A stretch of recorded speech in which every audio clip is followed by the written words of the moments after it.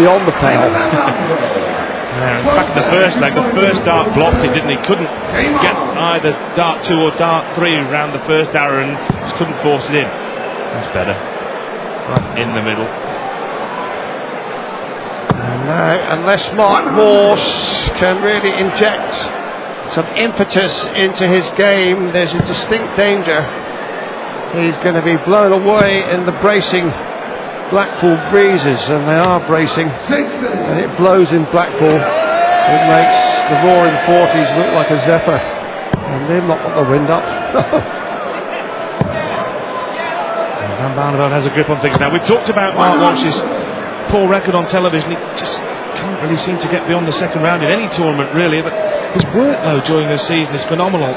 Raymond Van Barneveld has played 7 tournaments this season away from the big ones. Mark Walsh has played 27 non-television tournaments this season. And I wonder if that's something he may look at and just look, I'm going to cut the programme down and focus like the big players for the big tournaments. That's 180, that's the second one in successive legs. Good point you make there, but of course there is the consideration that Barneveld has the travelling to consider. That's true. That's true, but Barney, Taylor, even Wavy is now looking at the same thing. I think, you know, I don't need to play so many tournaments, but there's money at stake, of course, and here there is a leg at stake with 1-2-1. First dart was in the 7, I think. Yeah, it was, and that cut out the possibility of a finish. Bit of time for him, though. Walsh has rather been left behind here. But picking up the pieces, the effort might be just a little too late. 76, double 8. Oh, his finishing is of the highest quality. It's gloss finishing. His lady wife Sylvia applauding there, because that dart now opens a 4-leg advantage for the Dutchman, and that's a lot for Walsh to retrieve. He was so right. Dave is 180, and it was his 4th 180 of the match. Mark Walsh was too late. Van Barneveld with a second ton plus finish. It's not all quite there for Raymond Van Barneveld. A little shake of the head, which says a lot. I think so.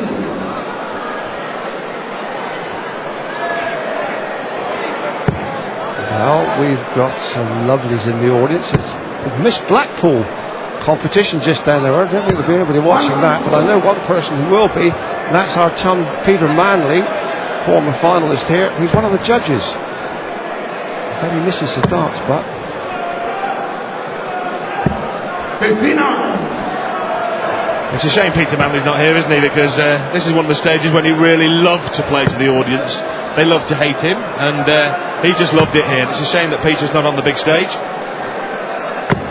Saw him in the audience earlier today. He's in town, as you say, Dave, ready for that beauty contest.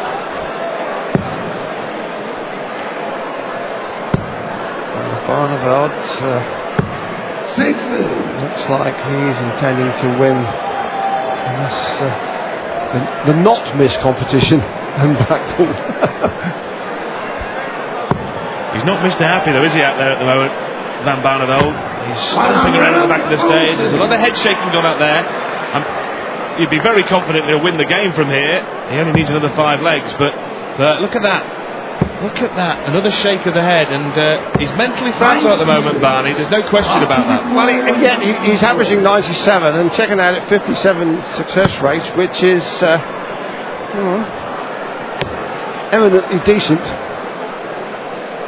Walsh is still on a 67% success rate checking out, and yet is trailing quite spectacularly. It's difficult to be happy though, Dave, when you're a perfectionist, isn't it? And he's finding difficulty accepting that there are going to be flaws in everyone's game. Mark Walsh wants double 18 to haul himself back. It was with the throw, but a 10,000 mile journey starts with but a single step, does it not, Dave? And that's 1 leg back. Barneveld, seasoned old pro that he is, knows that he's just got to hold the legs with his throw. 56. And that's not the most awesome start he's made to a leg. A chance for Walsh now to pick up some momentum. The other factor could be that Mark Walsh, as I mentioned before, did beat Dan Barneveld back in April in the Players' Championship final, a UK regional final rather, against Derby. First to 6 legs in that, he was 4-0 down and won 6-4, which is a far worse situation than he finds himself in here now. He's got more time to catch up. And Barneveld's not on his game, quite right, 95 the average, but those 3 darts, by Barneveld standards, were not much better than mediocre. Terry Jenkins awaits the winner. Saw a terrific game this afternoon between Jenkins and Ovens. Jenkins 10-5 up, pegged back to 11-all, eventually edged home. Terrific game. 14-12 the final score. Went into overtime. Baxter defeated Taven in overtime. Barneveld wants to get this finished in double quick time.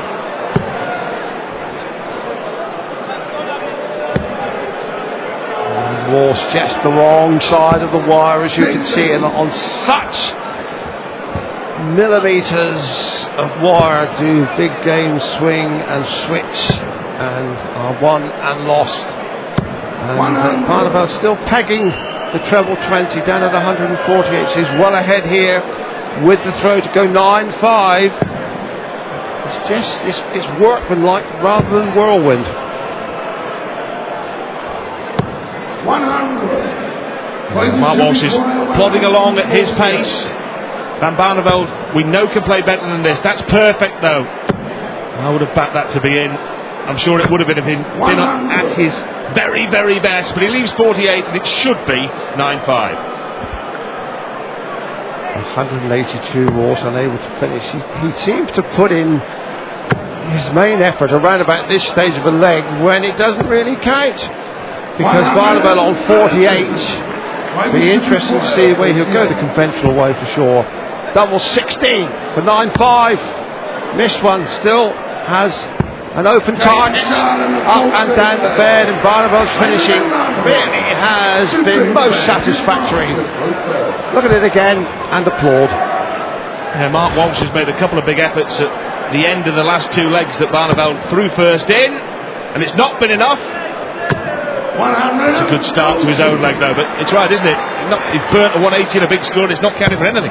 Exactly, and it's all very well getting 180s and 170s and 156s, but if your rival is down at a 2-dart finish, well, better to reserve the energy and the impetus and do it against his throw. That's when you need the big scores, and Walsh needs something like that. He needs Harry Potter to come and weave a bit of magic for him.